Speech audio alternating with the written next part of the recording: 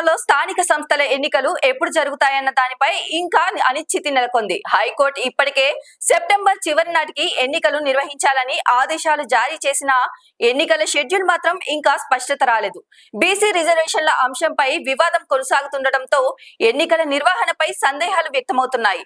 ఈ సమావేశంలో CM Revanth Reddy, PCC chief Mahesh Kumar Goud తో పాటు చర్చలు జరిపారు.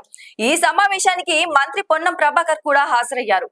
బీసీ రిజర్వేషన్లు, స్థానిక సంస్థల ఎన్నికలు, పార్టీ నిర్మాణం వంటి కీలక అంశాలపై చర్చ సాగింది. ఈ సందర్భంగా మహేష్ కుమార్ గౌడ్ మాట్లాడుతూ, సెప్టెంబర్ చివరి నాటికి ఎన్నికలు జరపడం సాధ్యం కాదు, కోర్టును గడువు కోరతాం అని అభిప్రాయం వ్యక్తం చేశారు. పీఏసీలో మెజారిటీ అభిప్రాయం మేరకే తుది నిర్ణయం తీసుకుంటామని తెలిపారు. మొత్తానికి ఆగస్టు 23న జరిగే పీఏసీ సమావేశం తర్వాతే ఎన్నికలు సెప్టెంబర్లోనే జరుగుతాయా లేక మరలా వాయిదా పడతాయా అనేది తేలనుంది.